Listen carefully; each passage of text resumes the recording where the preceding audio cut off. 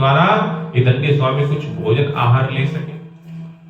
और जब धन की संपत्ति मिल जाती है तो जगन्नाथ के क्या दिखना व्यक्ति को, जब धन आ जाए सामने तो माया आने में तो मायापति भी बेकार लगता है, तब तो माया माया दिखती चारों तरफ। उसने कहा महाराज आप धन मांग रहे हो, लत्रा पत्तादिको चीवा वर्तते तरुणो मम, मेरी नौका में देखोगे तो महाराज आपको लता पत्र मिलेगा, इसके अलावा कुछ भी नहीं है मेरे पास। महाराज गरीब आदमी क्या आपको दे सकेगा। कहते ऐसे निष्ठुर वचनों को सुनकर के भगवान ने कहा सत्यम भवतु ते वचः, तेरे सारे वचन जो है वो सत्य हो जाए। इसलिए कहा जब भी कुछ कहो तो सोच समझ के सावधानी पूर्वक कहना चाहिए। वहां तो भगवान ने कहा सत्यम भवतु ते वचः, पर कहते हैं कि हमारा भी दिन में एक ऐसी अवधि आती है, ऐसा समय आता है कि जो वाणी जो सिद्ध हो जाती है। इसलिए वाणी का प्रयोग ऐसे समय में और ऐसी चीज कहनी चाहिए कि कोई गलत भी ना हो और अपना भी अनित हो जाए। उसने कहा महाराज लता पत्र पड़े हुए धन कहां से दो। भगवान ने कहा ठीक है भाई, तुमने लता पत्र पड़े तो लता पत्र ही होंगे पड़े। अब इतना कह के भगवान उसके पास से निकल पड़े, समुद्र किनारे बैठ गए। अब जब बनिए ने देखा कि नौका अजीब सी ढीली सी हो गई है, हल्की चल रही है, डोल रही है, तो जाके नौका में देखा तो जहां धन रखा था धन की जगह लता पत्र पड़े, कूड़ा करकट पड़ा हुआ। और इन लता पत्र कूड़ा करकट को देख करके आश्चर्यचकित रह गया था कि भाई धन कहां चला गया। और जब धन गया तो रोना शुरू कर दिया, रोते रोते कैसे मूर्छा को प्राप्त हो गया, बेहोश हो गया। सब डर गए, घबरा गए, कहते दामाद आए, जल छिड़का, कैसे कैसे कहते ससुर जी को स्वस्थ किया। अब ससुर जी रोने लगे कि महाराज धन आया था, पता नहीं कहां धन चला गया, कूड़ा करकट पड़ा हुआ है। दामाद ने कहा देखो ये सब कार्य जो है बस दंडी स्वामी का ही किया हुआ है, आपने उनका अपमान किया, संत अपमान करोगे तो ये तो पाप भोगना पड़ेगा आपको। इसलिए जितना हो सके उनकी शरणागति धारण कर लो, क्योंकि संतों का स्वभाव यही है, क्षणे रुष्टा क्षणे तुष्टा, एक क्षण में रुष्ट हो जाएंगे, एक क्षण में संतुष्ट हो जाएंगे। और उनका श्राप भी पुण्य देने वाला होता है। तुरंत कहते वह दंडी स्वामी के चरणों में जाकर गिर पड़ा, रोने लगा, क्षमा याचना मांगने लगा।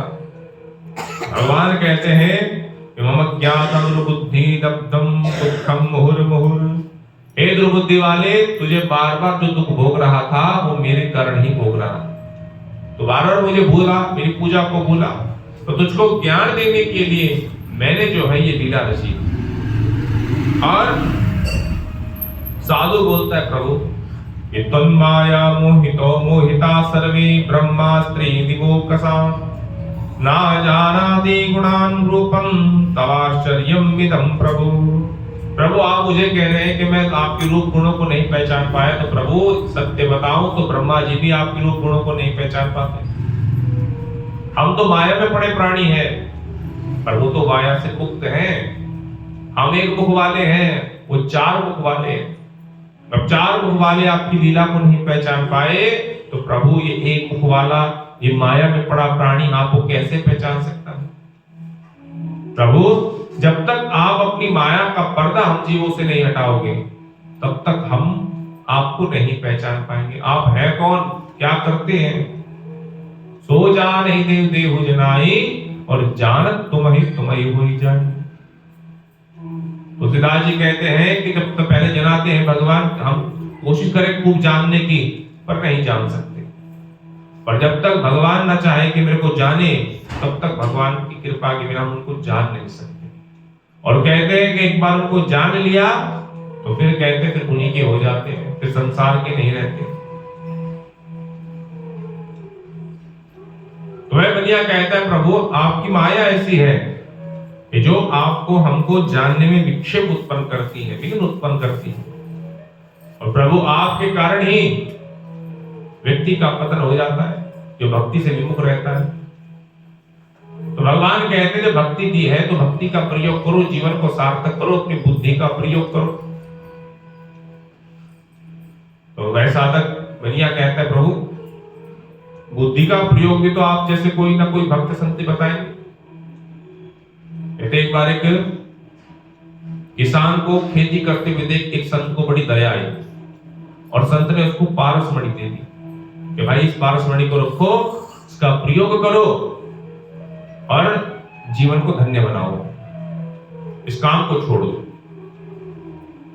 अब कहते जब पारसमणि दे दी, पारसमणि देकर के संत चले गए। कहते पारसमणि देने के बाद जब संत महात्मा चले गए और जब 1 साल बाद घूम करके पुनः उस किसान के पास आए, तो देखा किसान वही खेती बाड़ी कर रहा है, छोटी सी कुटिया में सो रहा है, जीवन काट रहा है, परिश्रम कर रहा है, मेहनत कर रहा है। तो उसका यह स्वभाव देखा तो संत ने कहा कि भाई एक बात बताओ, तुम्हें मैंने 1 साल पहले पारसमणि दी थी, तुमने उस मणि का किया क्या? तो वह किसान कहता महाराज मणि तो आपने दी है, अब मणि दे करके बताया तो था नहीं कि मणि होती क्या है, करते क्या है। अब हमने तो अपने शालिग्राम जी के पास इसको रख दिया है, जैसे शालिग्राम का स्नान कराता हूँ ऐसे इनका स्नान करा देता हूँ, चंदन तुलसी लगा करके इनको वही भगवान के स्थान पर, पूजा स्थान पर मैंने विराजमान किया हुआ है। संत ने कहा कि मूर्ख, वो शालिग्राम नहीं है, वो पारसमणि है, जिसको किसी भी सोने में स्पर्श करेगा, वो किसी भी लोहे पर स्पर्श करेगा तो लोहा तेरा सोना बन जाएगा। और मैंने तो ये सोच के दिया था कि भाई तू 1 साल रखेगा, वो अपना धन कमाएगा, धन से खूब तेरा कार्यभार चलेगा, मकान अच्छा बन जाएगा, और तू तो वही पारसमणि पर ही खेती बाड़ी में लगा हुआ है। उसी प्रकार वह साधु संत बनिया कहता है प्रभु बुद्धि तो दी है, बुद्धि का प्रयोग करने वाला भी तो कोई चाहिए जो हमें बताए कि भाई बुद्धि का प्रयोग कहाँ करना है, कैसे करना है। हे प्रभु मैं आपकी शरणागति आया हुआ हूँ, कृपा करके मेरी शरणागति धारण कर मुझे उद्धार करें, मेरा कल्याण करें। कहते हैं यह देख करके जब वो रोने लगा, रुदन करने लगा, क्षमा याचना मांगने लगा, तो कहते उसकी क्षमा याचना से प्रसन्न होकर के भगवान ने कहा जा तेरी मनोकामना पूर्ण हो जाएगी। इतना कह करके भगवान जो है वहां से अदृश्य हो गए, चले गए। जब वह बनिया वहां आया और कहते वहां आकर के जब उसने पुनः नौका में देखा तो नौका को पुनः धन से भरा हुआ देखा। धन से भरी हुई नौका को देख करके बड़ा खुश हुआ, भगवान का स्मरण किया और भगवान का नाम संकीर्तन करता हुआ अपने घर की तरफ प्रस्थान कर पड़ा। घर के पास पहुंचा तो धर्मपत्नी को संदेश भिजवाया सेवकों के द्वारा। अब सेवक गए और जाकर के कहते हैं, बिलावती से कहते हैं कि देवी जी आपके पति तो बहुत सा धन लेकर के संगी साथियों के साथ आ गए हैं, इसलिए आप जल्दी चलिए। माँ पूजा कर रही थी, अपनी पूजा को संपन्न किया। बेटी से जाते जाते कहने लगी बेटी तुम भी अपनी पूजा को जल्दी संपन्न करो, तुम्हारे पिताजी पतिदेव दोनों आ चुके हैं। सुनकर पुत्री बड़ी खुश हुई और कहते जितनी पूजा हुई उतनी पूजा को संपन्न मान लिया, प्रसाद नहीं लिया, ना भगवान को नमन किया और वहां से पति से मिलने के लिए उत्कंठित होकर के भाग पड़ी। इतना करने पर कहते भगवान रुष्ट हो गए और उसके पति तथा धन से लदी हुई नौका को भगवान ने जल में ही अदृश्य कर दिया। कहते जब पुत्री को अपने पति का दर्शन नहीं मिला तो पुत्री भयभीत होकर के रोने लगी, रुदन करने लगी और एक बार कहते पति की चरण पादुकाओं को लेकर के जल ही प्राण त्यागने का विचार करने लगी कि जब मेरे पति समुद्र में मृत्यु को प्राप्त हो गए हैं तो मैं भी इस समुद्र में ही मृत्यु को मरना चाहूंगी। ऐसा सोच कहते हैं जब वह पुत्री मरने को जा रही थी, पिता ने रोका, मां ने रोका और बार बार पिता जो है भगवान को प्रणाम करने लगा कि प्रभु मैं जान गया हूं कि ये सब लीला करने वाले आप हैं, इसलिए प्रभु मुझसे मेरे परिवार से कोई गलती हुई हो तो क्षमा करे भगवान। कहते वह दुनिया बार बार भगवान को नमन करने लगा, प्रणाम करने लगा। कहते तभी आकाशवाणी हे साधु तेरी पुत्री जो है मेरे प्रसाद को त्याग कर पति के दर्शन के लिए आई, यदि यह प्रसाद ग्रहण करके आवे तो इसको उसका पति अवश्य मिलेगा, इसमें श्लेष मात्र भी संशय नहीं। कहते यह सुनकर के पुत्री बड़ी खुश हुई, दौड़कर घर गई, घर जाकर प्रसाद ग्रहण किया। प्रसाद ग्रहण करके जब वहां आई तो उसको प्रतिदिव्य पति का दर्शन प्राप्त हुआ। पति का दर्शन करके बड़ी खुश हुई और पिता से कहा पिताजी घर चलना चाहिए। पिता भी बड़ा खुश हुआ, पुत्री के साथ घर गया। घर जाकर के हर महीने की पूर्णिमा एवं संक्रांति को भगवान सत्यनारायण प्रभु का पूजन करता रहा और अपने जीवन काल में सुख भोग करके अंत में सत्यनारायण प्रभु के धाम को प्राप्त हो गया। बोलो सत्यनारायण भगवान की। श्रीमन्नारायण नारायण नारायण, श्रीमन्नारायण नारायण नारायण, भजमन नारायण नारायण नारायण, भजमन नारायण श्रीमन्नारायण नारायण नारायण, श्रीमन्नारायण नारायण नारायण, बद्री नारायण नारायण नारायण, बद्री नारायण नारायण, श्रीमन्नारायण नारायण नारायण, श्रीमन्नारायण नारायण, और लक्ष्मी नारायण नारायण नारायण, लक्ष्मी नारायण, श्रीमन्नारायण नारायण नारायण, श्रीमन्नारायण। गुरुनारायण भगवान की जय। कहते हैं एक तुंगध्वज का नाम के राजा प्रजा के पालन पर सदैव तत्पर रहते थे। एक दिन कहते राजा ने भी भगवान के प्रसाद का परित्याग किया और दुख भोगा। कहते ये राजा एक दिन वन में विचरण करता हुआ, भ्रमण करता हुआ जा रहा था, शिकार खेल रहा था। खेलने के बाद थका हुआ सोचने लगा कि किसी वट वृक्ष की छाया प्राप्त कर लूं। तो वट वृक्ष की छाया प्राप्त करने के लिए जैसे वट वृक्ष के पास पहुंचता है तो क्या देखता है कि वहां पर कुछ गोप ग्वालाएं भगवान सत्यनारायण का पूजन कर रहे थे। ऐसा देख उसने भगवान को नमन किया और नारी उसने भगवान गोप ग्वालों के पास बैठा। प्रसाद भी गोप ग्वालों ने कहा भाई राजा है तो राजा को देना चाहिए। प्रसाद राजाओं ने गोप ग्वालों ने राजा को दिया और राजा को दे करके सब अपने अपने स्थान को चले गए। पर इधर कहते हैं कि इसने राजा ने प्रसाद वहीं छोड़ा और दुख भोगा, उसके धन पुत्र समस्त राज्य का विनाश हो गया। वह दर दर भटकता हुआ जीवन व्यापन करने लगा, भिक्षा मांगने लगा। तो उसको बोध हुआ कि जब से उसने भगवान के प्रसाद का अनादर किया है तब से दुख भोग रहा है। ऐसा मन में भाव रखा कि मैं पुनः उन्हीं गोप ग्वालों के पास जाकर के उनके साथ मिलकर के भगवान का पूजन करूं। ऐसा मन में सोच करके वह गोप ग्वालों के साथ के पास गया और उन सबके साथ मिलकर के उसने भगवान का पूजन किया। और पूजन का क्या फल मिला? ये कहते उस पूजन के फल यह मिला कि वह राजा पुनः धनपुत्रवान बन गया। इस मृत्यु लोक में सुख भोग करके अंत में वे भी भगवान के परम धाम को प्राप्त हुआ। सूर्य कहते ऋषियों इसी प्रकार जो इस सत्यनारायण प्रभु की व्रत की कथा को श्रवण करता है, सुनता है, दारिद्र्यो लभते वित्ताम बुद्धो बंध बंधनात्। जो व्यक्ति इस व्रत को करता है दारिद्र्य व्यक्ति धन पाता है, बंदी व्यक्ति का बंधन कट जाता है, भयग्रस्त का भय मिट जाता है। निसंदेह सत्य है कि व्यक्ति मरवांच सुख भोग करके अंत में सत्यनारायण प्रभु के धाम को प्राप्त करता है। सत्यनारायण को कोई काल कोई ईश्वर तो सत्यदेव कहेंगे, अनेक रूप धर के सबको मनचाहा वर देने के लिए भगवान विष्णु जी ने इस प्रकार सत्यनारायण प्रभु का रूप धारण किया है। हे ऋषियों, सत्यनारायण प्रभु की पूजा इस कलिकाल में मनुष्यों के लिए विशेष वरदान के रूप में भगवान ने सबको प्रदान की है और उनकी पूजा ही कलयुग में विशेष रूप से की जाएगी। हे ऋषियों, जिन्होंने पहले व्रत किया था उनके बाद के जन्म की कथा को बताते हैं। कहा सतानंद नाम के जो गरीब ब्राह्मण हुए हैं काशी के, कहते दूसरे जन्म में उनको सुदामा जी का जन्म प्राप्त हुआ और वहां भी भगवान श्री कृष्ण की भक्ति कर वह परम मोक्ष के अधिकारी बन गए। उसी प्रकार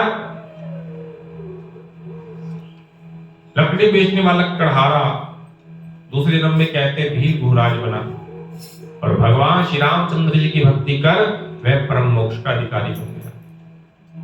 उल्का मुखो महाराजा नृपः दशरथ भवतः। जो उल्का मुख के नाम उल्का मुख नाम के राजा हुए, कहते दूसरे जन्म में वह राजा दशरथ बने और भगवान श्री रंगनाथ की पूजा कर वो भी वैकुंठ लोक के वासी बन गए। धार्मिक धार्मिक सत्य बोलने वाला राजा, कहते हैं वह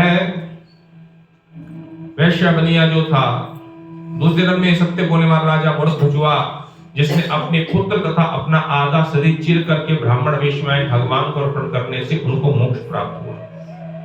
इसी प्रकार कहते तुम गज नाम का राजा, कहते दूसरे नंबर में स्वयंभू मनु हुआ, भक्ति पद को प्राप्त हुआ और वैकुंठ लोक का वासी बन गया। बोलो भक्त वत्सल भगवान की जय। श्री कृष्ण गोविंद हरे मुरारी, हे नाथ नारायण वासुदेवा। श्री कृष्ण गोविंद हरे मुरारी, हे नाथ नारायण वासुदेव, हे नाथ नारायण वासुदेवा, हे नाथ नारायण, हे नाथ नारायण वासुदेवा, हे नाथ नारायण वासुदेवा। श्री कृष्ण गोविंद हरे मुरारी, हे नाथ नारायण वासुदेवा। श्री कृष्ण गोविंद हरे मुरारी,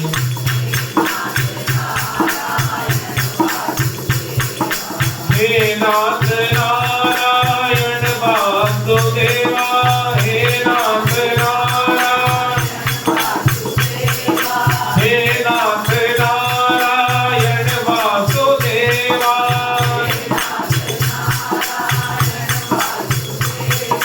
हे नाथ नारायण वासुदेवा, हे नाथ, हे नाथ नारायण वासुदेवा, हे नाथ, हे नाथ नारायण वासुदेवा, हे नाथ,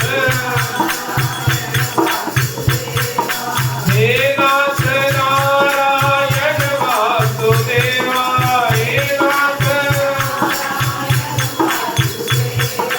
श्री कृष्ण गोविंद हरे मुरारी, हे नाथ नारायण वासुदेवा। श्री कृष्ण गोविंद हरे मुरारी, हे नाथ नारायण वासुदेवा, हे नाथ नारायण वासुदेवा, हे नाथ नारायण वासुदेवा।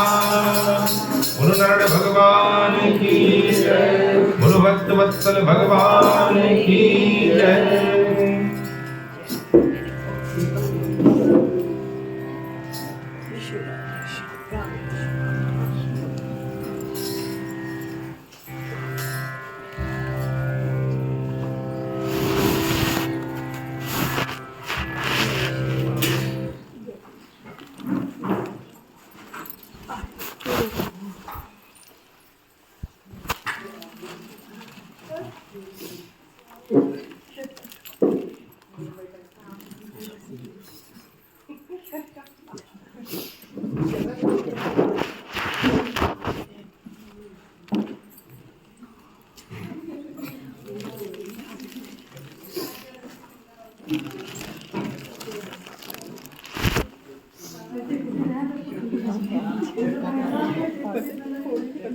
सीता टिक्का